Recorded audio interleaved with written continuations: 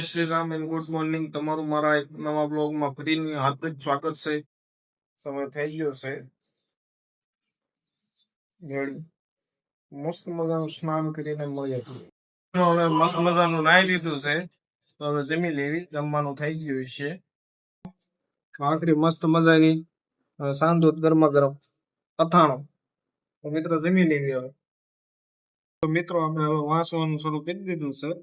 એટલે જો English grammar વાંચવાનું શરૂ કરી દીધું છે. તો સરકારી નોકરીની તૈયારી તો કરવી પડશે. અરે યુટ્યુબ પર. તો હેલો મિત્રો, હવે જમવાનો બોલાવો આવી ગયો છે તો આપણે હવે ચાલ્યા જઈએ જમવા. મિત્રો આ છે વઘારેલા ભાત ને છાશ. તો આપણે મિત્રો હવે જમી લેવી. તો મિત્રો આપણે થોડાક સમય માટે સુઈ ગયા હતા, કલાક બે કલાક રેસ્ટ લીધો છે. હવે પાછી ચોપડી પકડી લઈશું, કેમ કે આપણે સરકારી નોકરીની તૈયારી પણ સાથે સાથે કરવી છે એટલે ચોપડી તો પકડવી પડશે. એમાં કે હાલશે ને મિત્રો હવે આપણને વાંચીને આવતો તો કંટાળો, એટલે હવે આપણે ખાઈ લેવી પપૈયો. મસ્ત મજાની ચા બની રહી છે મિત્રો. છે પપૈયો. તો તમે સાઈઝ જોવો ને તો તમને એમ થાય ખાધા જ કરવી, એવડી મોટી સાઈઝ છે મિત્રો. જો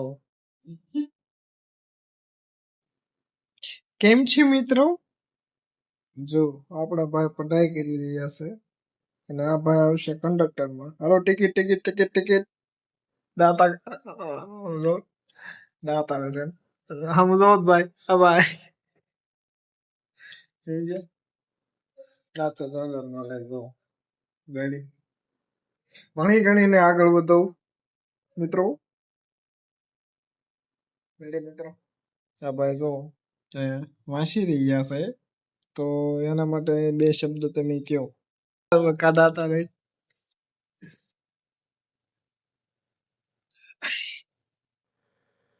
લાખણ કાપે મિત્રો ગયા હતા પપ્પાના ભાઈબાને મૂકવા, કેમ કે મૂકવા જવું પડે એવું હતું.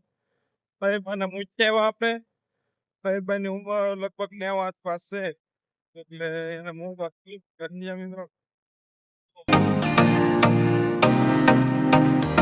લાખણ કઈ છે ઘર તરફ રવાના થઈ જશે મિત્રો.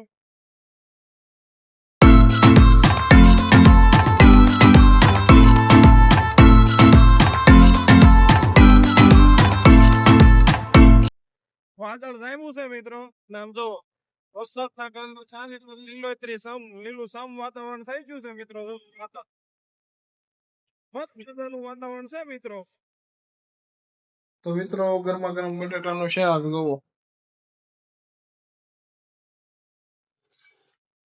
અને ગરમા ગરમ રોટલી બની રહી છે મિત્રો. હમણાં થઈ જાય એટલે આપણે જમી લઈએ મિત્રો.